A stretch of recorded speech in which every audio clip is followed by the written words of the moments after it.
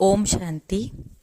22 मार्च 2023 आज शिव बाबा के मधुर महावाक्य है। मीठे बच्चे, देही अभिमानी हो रहना यही बड़ी मंजिल है। देही अभिमानी को ही ईश्वरीय संप्रदाय कहेंगे। उन्हें बाप और परमधाम के सिवाय कुछ भी सूझेगा नहीं। प्रश्न है, किस एक बात की धारणा से भविष्य 21 जन्मों के लिए पूंजी जमा हो जाती है? उत्तर, श्रीमत पर अपने ऊपर तथा दूसरों के ऊपर उपकार करने से। उपकार वही कर सकता जो पूरा देही अभिमानी बने, जिनकी बुद्धि शुद्ध हो। देह अभिमान में आने से अपकार हो जाता है और जमा हुई पूंजी खत्म हो जाती है, घाटा पड़ जाता है। क्रोध का भूत भी अपकार कराता है, इसीलिए अपना स्वभाव बहुत मीठा बनाना है। गीत है, ये कौन आज आया मेरे मन के द्वारे। ओम शांति। जब परमात्मा बाप आकर के जीव आत्माओं से मिलते हैं तो जीव आत्मा को अपना जीवपना भूल जाता है। उनको निश्चय हो जाता है कि हम आत्मा है और परमपिता परमात्मा की संतान हैं। बाकी जो कुछ हम देखते हैं यह देह सहित देह के सर्व संबंधी आदि यह तो याद रहना ही नहीं है। बाप आते ही हैं बच्चों को वापस ले जाने के लिए। तुम चौंक उठते हो, यह क्या होता है? ब्रह्मा की अंधियारी रात पूरी हो सवेरा होता है। देह सहित देह के जो भी संबंध है वह टूट जाते हैं। तो चौंक गए कि क्या हो गया है। यह पुरानी दुनिया देखने में नहीं आती, बस बाप और परमधाम ही सूझता है। ये वंडर है ना। परंतु बाप को पूरा न पहचानने के कारण, बुद्धि योग न लगने के कारण देह अभिमान पूरा मिटता ही नहीं। उनको हम बंदर संप्रदाय कहेंगे। जब देही अभिमानी बने तब ईश्वरीय संप्रदाय कहे। बंदर संप्रदाय का नारद के रूप में दृष्टांत है। वह भी भगत था, झांझ बजाता था। उनको बाप ने दिखाया कि देखो तुम बंदर संप्रदाय हो, तो देही अभिमानी हो रहना बड़ा मुश्किल है, बड़ी मंजिल है। भले पवित्र बनते हैं, ऐसे अच्छे और बुरे मनुष्य तो होते ही हैं। अब सन्यासी घर बार छोड़ते हैं, पवित्र बनते हैं। जो घर बार नहीं छोड़ने वाले हैं, गृहस्थी, वह जाकर उन्हों को अपना गुरु बनाते हैं। कलयुगी दुनिया के सभी मनुष्य मात्र नास्तिक व निधन के हैं। हे भगवान, हे परमपिता परमात्मा कह पुकारते तो हैं, परंतु उनको जानते नहीं आखिरन भी वह कौन है। पुकारते पुकारते वह थक पड़े हैं। कह देते हैं ईश्वर सर्वव्यापी है। बंदगी करते हैं परंतु जानते नहीं। यह तो समझने की बात है। भगवानुवाच, गीता में भी भगवानुवाच है ना। यह है आसुरी संप्रदाय। भगवान ने क्यों कहा कि तुम बंदर मिसल हो? अपनी शकल तो आईने में देखो। भगवान को जानते नहीं, ढूंढते रहते हैं। इसीलिए मनुष्य को ही भगवान मिलना चाहिए। ढूंढते हैं परंतु मिलते नहीं, तो जब भगवान आए तब आकर अपना परिचय दे। गीता में पूरा परिचय है। कहते हैं मैं रुद्र हूँ, मुझ रुद्र ने ये ज्ञान यज्ञ रचा है। अगर कहे श्री कृष्ण ने रचा तो कहे मैं श्री कृष्ण तुमको राजयोग सिखाता हूँ, परंतु श्री कृष्ण ज्ञान यज्ञ होता ही नहीं। यह तुम बच्चे ही जानते हो। बाकी तो सब मनुष्य मात्र आयरन एज्ड हैं। मुख से पत्थर ही निकालते रहते हैं। झूठ बोलने वाले के लिए कहते हैं इनका मुंह काला है। जब संन्यास धर्म की स्थापना होती है उस समय सृष्टि रजो है, तो भारत को पवित्रता में थमाने के लिए यह पवित्र धर्म की स्थापना होती है। उनको रजोगुणी संन्यास कहा जाता। संन्यास जरूर करते हैं परंतु रजोगुणी, वह कोई सतो प्रधान नहीं है। जब भारत कामचिता पर चढ़ने से जलना शुरू हो जाता है तब ड्रामा में इस संन्यास का भी पार्ट है। उनको कोई सहज राजयोग नहीं कहेंगे, वह भगवान ने नहीं सिखाया था। वे तो भगवान को जानते ही नहीं। यह बड़ी भारी भूल कर दी है जो श्री कृष्ण को द्वापर में ले गए। बाप बैठ भूले हुए मनुष्यों को समझाते हैं, परंतु समझाने में बड़ी रिफाइननेस चाहिए। सन्यासी लोग कहते हैं आप सन्यास धर्म की निंदा करते हो। बोलो आकर के समझो, पहले बताओ तुम निंदा किसको कहते हो?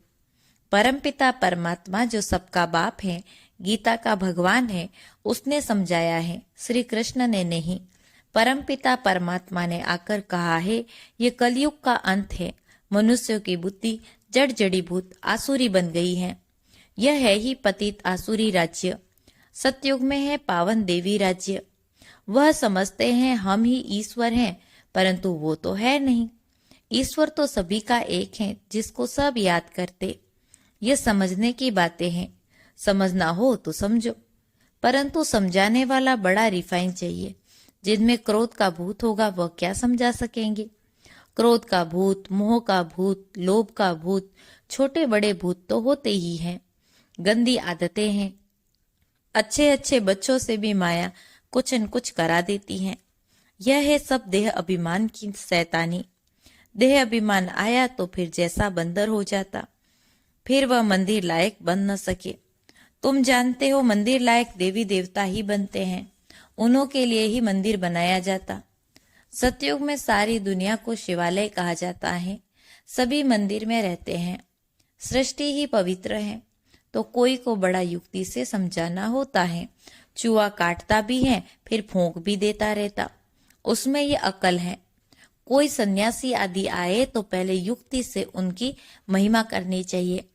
आओ सन्यासी जी, आप तो बहुत अच्छे हो जो सन्यास किया, घर बार छोड़ा।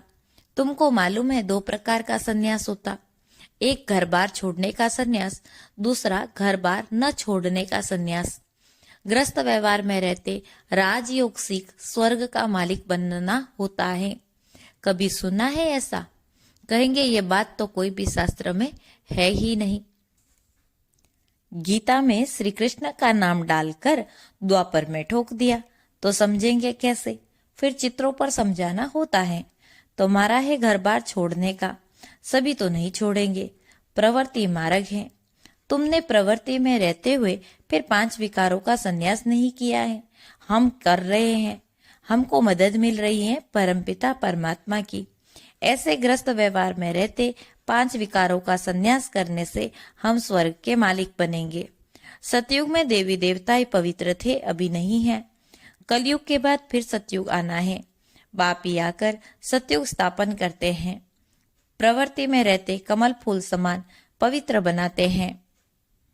तुम कहते हो आग कपूस इकट्ठे रह नहीं सकते, परंतु यहाँ तो रहते हैं। तुम्हारे पास प्राप्ति की एम ऑब्जेक्ट तो कुछ भी है नहीं। बेहद का बाप जब आते हैं तब पुरानी सृष्टि का विनाश और नई सृष्टि की स्थापना होती है। ये ज्ञान हमको मिलता है नई दुनिया के लिए। बाप कहते हैं देह सहित जो भी तुम्हारे संबंध आदि हैं, सबको भूल अपने को देही समझ मुझे याद करो। यह हमारा राजयोग है सतो प्रधान। अब तो तमो प्रधान है, फिर तमो प्रधान से सतो प्रधान सृष्टि जरूर बननी है। सतो प्रधान बनाने वाला रचयिता बाप ही ठहरा। हम उस बेहद के बाप से यह सीख रहे हैं। भगवान एक हैं। ब्रह्मा विष्णु शंकर को भी देवता कहा जाता, उनसे नीचे तबके वाले को मनुष्य कहा जाता। भगवान रहते हैं परम धाम में, हम आत्माएं भी वहां रहती हैं। ऐसे रिफाइननेस से समझाना है, परंतु योग पूरा नहीं तो धारणा नहीं होती। बाबा जो समझाते हैं वह किसको याद थोड़े ही पड़ता। भले कोई बच्चे कहे हम याद करते हैं, परंतु बाबा मानते नहीं। अगर तुम याद करते हो तो बुद्धि शुद्ध होनी चाहिए और धारणा अच्छी होनी चाहिए। धारणा है तो फिर करानी भी है, उपकार करना है। तुम जानते हो बाप आकर सब पर उपकार करते हैं। माया रावण अपकार करते हैं। बाप आकर एक ही बार इतना उपकार करता है जो 21 जन्म हमारा उपकार हो जाता। उपकार कहो अथवा कृपा या आशीर्वाद आदि जो कहो, द्वापर में फिर अकृपा शुरू हो जाती। रावण अपकार करते हैं। श्रीमत से तुम कोई का भी उपकार कर सकेंगे। फिर देह अभिमानी बना तो अपकार करना शुरू कर देंगे। उपकार करने से भविष्य 21 जन्मों के लिए पूंजी जमा होती है। अपकार करने से जो जमा हुआ होता वो भी खत्म हो जाता। जबकि उपकार करना जानते हैं तो उपकार करना है, उपकार करना नहीं जानते तो जरूर अपकार करेंगे। आसुरी मत पर मनुष्य हर एक 1-2 के ऊपर अपकार ही करते, काम कटारी चलाते। बाप को भूला, उपकार करना भूला तो वह फिर अपकारी जरूर बनेगा। सेकंड में उपकार, सेकंड में अपकार कर देते। अच्छे अच्छे बच्चे कितने उपकारी थे, उपकार करने की शिक्षा जानते थे, अपने ऊपर उपकार करते थे तो औरों पर भी करते थे। फिर माया के चक्र में आकर भागंती हो गए, अपकारी बन पड़े। कितना अपकार करते हैं। मनुष्य समझते हैं कुछ होगा तो भागे, हम फिर के जैसे तैसे कहाँ जाए, उल्टी सुल्टी बकवास जाकर करते। गोया जो उपकार करते खाता जमा किया, सो फिर उपकार करके अपने खाते को मिट्टी में मिला दिया। ऐसे बहुत हुए हैं और होते रहेंगे। देखो, जिसने उपकार किया वही फिर देह अभिमान में आने से अपकारी बन पड़ा। अब बाबा कहते हैं, मनुष्य मनुष्य पर अपकार ही करते हैं, उपकार कोई कर न सके जब तक श्रीमत पर न चले। अपकार करने वाली रावण की मत है। अभी अभी श्रीमत, अभी अभी रावण की मत पर चल पड़ते। क्रोध का भूत आया और अपकार कर लिया। बाबा पर अपकार का कलंक लगा दिया, निंदा कर दी। बाप क्या कहेंगे? ईश्वरीय औलाद ऐसे होते हैं, वह फिर दिल से उतर जाते। कोई का भूत निकल जाता तो फिर महिमा भी करते। क्रोध बहुत खराब है, इसीलिए बाबा हमेशा कहते हैं मीठे टेम्पर व स्वभाव वाले बनो। क्रोधी स्वभाव अज्ञान है।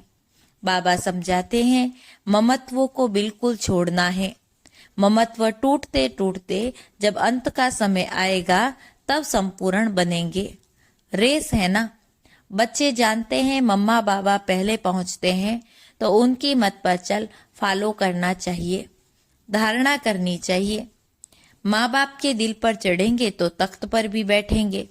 अपने से पूछना है कि हम लक्ष्मी को वरने व माँ बाप के तख्त पर बैठने लायक बने हैं।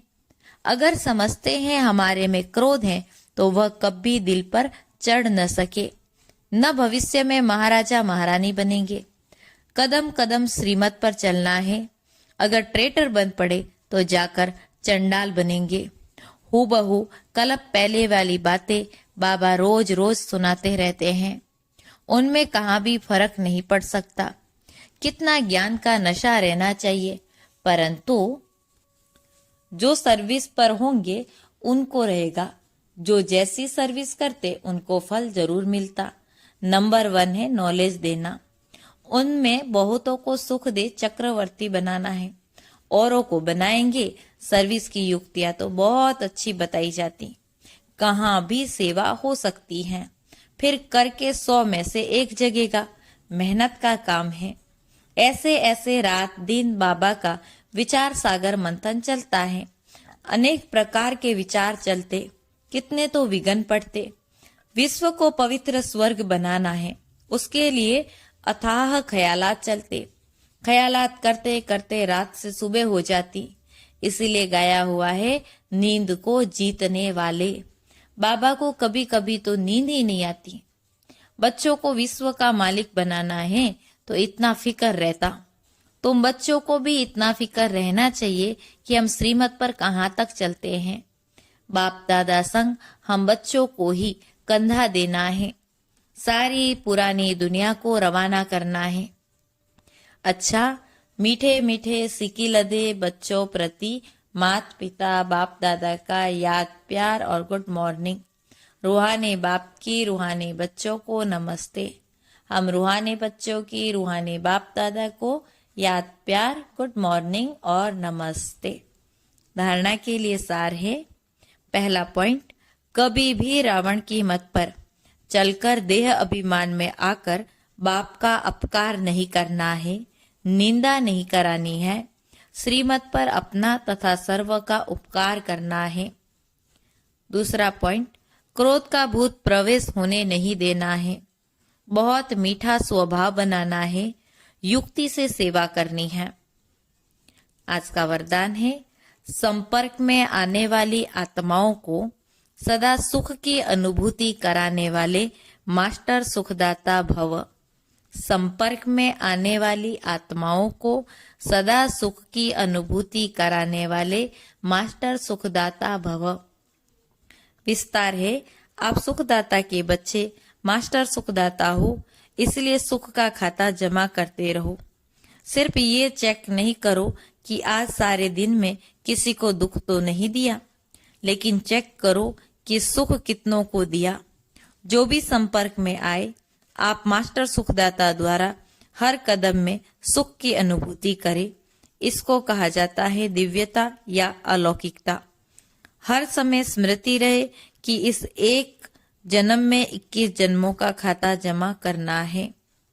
स्लोगन है, एक बाप को अपना संसार बना लो तो अविनाशी प्राप्तियां होती रहेगी। एक बाप को अपना संसार बना लो तो अविनाशी प्राप्तियां होती रहेगी। ओम शांति।